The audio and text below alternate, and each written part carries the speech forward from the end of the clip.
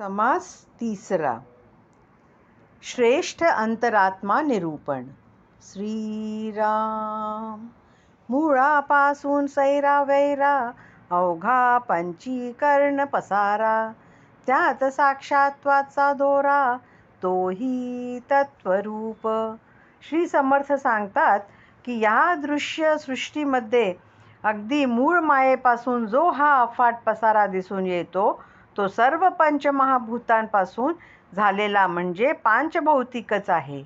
यात जो साक्षीत्वाचा जाणीवेचा तंतुदोरा ओवलेला आहे, तो म्हणजे अंतरात्मा. हाही तत्वरूपच आहे. दूरस्त्या दाटल्या फौजा, उंच सिंहासनी राजा. याचा विचार समजा अंतर्यामी. दोन्ही बाजूला सैन्य दाटून भरलेले असते आणि उंच सिंहासनावर राजा बसलेला असतो. या बोलण्याचा अभिप्राय अंतर्यामी विचाराने जाणून घ्यावा. देह मात्र अस्ति माशांचे, तैसेची जाणावे नृपतीचे. मुळापासून सृष्टीचे तत्वरूप. सर्व देह हे अस्ति मासाचे असतात, तसेच राजाचेही समजावे. मूळ मायेपासून सर्व सृष्टी तत्वरूप म्हणजे पांचभौतिक होय. रायाचे सत्तेने चालते, परंतु अवघी पंचभूते. मुळी अधिक जाणीवेचे अधिष्ठान आहे. राजाच्या सत्तेने सर्व कारभार चालतो, पण सर्व काही पांचभौतिकच आहे. मूळ मायेच्या ठिकाणी इतरांपेक्षा जाणीवेचे अधिक अधिष्ठान हे वैशिष्ट्य आहे. विवेके बहुत पैसावले, म्हणून अवतारी बोलिले. मनू चक्रवर्ती झाले, येणेची न्याये. विवेकाने जे व्यापक झाले त्यांना अवतारी म्हणतात. या न्यायानेच मनू आदींना चक्रवर्ती म्हटले जाते. जेथे उदंड जाणीव, तेची तितुके सदैव. थोडे जाणीवेने नरदेव, होती लोक. ज्यांच्या ठाई उदंड जाणीव असते ते भाग्यवान होत. अल्प जाणीव असेल तर लोक निर्दैव करंटे होतात. व्यापाटोप करीती, धके चपेटे सोसिती. तेने प्राणी सदैव गवती, देखत देखता. जे लोक खूप प्रयत्न करून व्याप वाढवितात, निरनिराळे धक्के सोसतात, तेच लोक पाहता पाहता भाग्यवान होतात. ऐसे हे आता वर्तते, मूर्ख लोकास कळेना ते. विवेके मनुष्य समजते, सकळ काही. आजकाल सुद्धा असेच घडत असते, पण मूर्ख लोकांना ते कळत नाही. जो विवेकी माणूस असतो त्याला सर्व काही कळते. थोर लहान बुद्धीपासी, सगट कळेना लोकासी. आधी उपजले तयासी, थोर म्हणती. थोरपण लहानपण हे बुद्धीवर अवलंबून असते, हे सर्व लोकांना कळते. आधी जो जन्माला आला असेल म्हणजे ज्याचे वय जास्त आहे त्याला लोक थोर म्हणतात. वये धाकुटा नृपती, वृद्ध तयास नमस्कारिती. विचित्र विवेकाची गती, कळली पाहिजे. राजा वयाने लहान असला तरी वृद्ध माणसे त्याला नमस्कार करतात. विवेकाची तऱ्हा अशी विचित्र आहे, ती समजली पाहिजे. सामान्य लोकांचे ज्ञान, तो अवघाच अनुमान. दीक्षांतंडकाचे लक्षण, येणेची पाळे. सामान्य लोकांचे ज्ञान केवळ अनुमानाचे असते. दीक्षेचे लौकिक रूढीविधी त्याचे लक्षण असेच निरर्थक होय. नव्हे कोणास म्हणावे, सामान्यास काय ठावे. कोण कोणास म्हणावे, किती म्हणोनी. पण हे खरे नाही असे कोणाकोणाला सांगावे. सामान्य लोकांना यातील काही कळत नाही, शिवाय हे किती जणांना सांगणार, कारण लोक तर बहुसंख्य आहेत.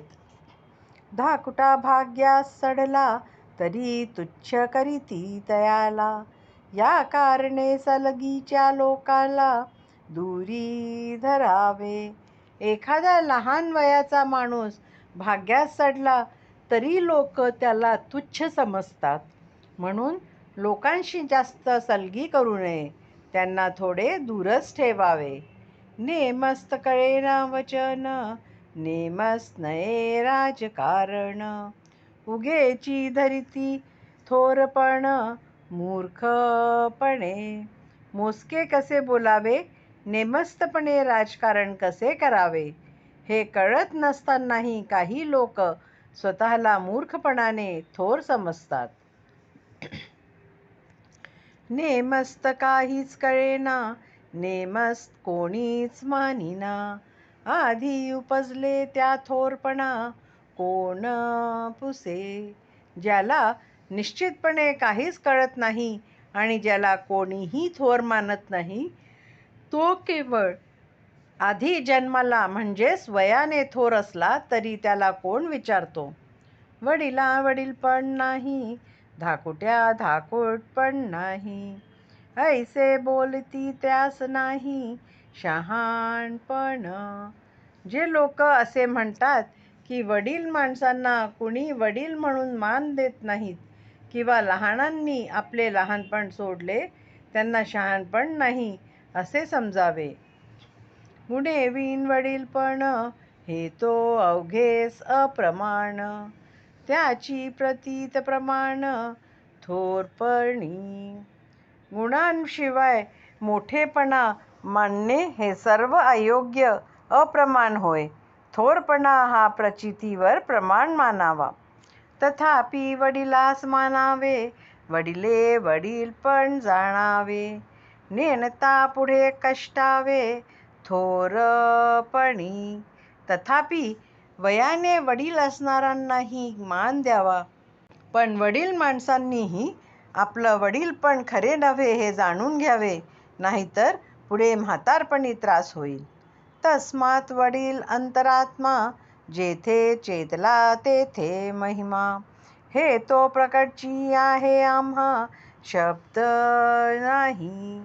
म्हणून सर्वात वडील म्हणजे श्रेष्ठ जो अंतरात्मा, तो जेथे प्रकाशित जागृत झालेला असतो, त्या माणसाला मोठेपणा प्राप्त होतो, हे तर उघडच आहे. असे म्हटल्याने आमच्याकडे दोष येत नाही. या कारणे कोणी एके, शहाणपण शिकावे विवेके. विवेक न शिकता तुके, तुटो न जाती. म्हणून कुणाही माणसाने विवेकाने शहाणपण शिकवून घ्यावे. विवेकाने शहाणपण शिकले नाही तर महत्त्व राहत नाही. तुक तुटले म्हणजे गेले, जन्मा येऊन काय केले. बळेची सांधीस घातले, आपणासी. पद जर माहिती नाही तर मग जन्माला येऊन काय केले. बळे स्वतःला तुच्छ करून घेतले असे होईल. सगळट बाये का शिव्या देती, सांधीस पडिला ऐसे म्हणती. मूर्खपणाची प्राप्ती ठाकून आली. असे झाले तर सरसकट स्त्रियांसुद्धा शिव्या देतात.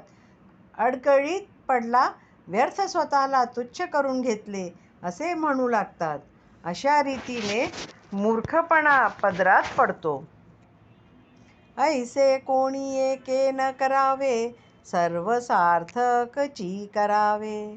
कळेना तरी विवरावे, ग्रंथांतरी. म्हणून कुणी असे करू नये. सर्व प्रकारे जन्माचे सार्थक करून घ्यावे.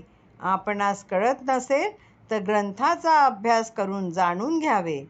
शहाण्यास कोणीतरी पाहती, मूर्खास लोक दवडून देती. जीवास आवडे संपत्ती, तरी शहाणे व्हावे. शहाण्या माणसाला सर्व बोलावतात, मान देतात, मूर्खास दूर सारतात.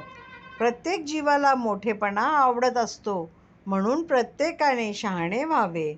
आहो या शहाणपणा कारणे, बहुतांचे कष्ट करणे. परंतु शहाणपण शिकणे हे उत्तम.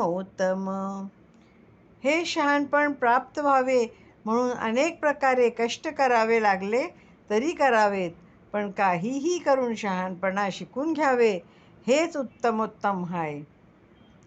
जो बहुतास मानला तो जाणावा शहाणा झाला. जणी शहाण्या मनुष्याला काय उणे.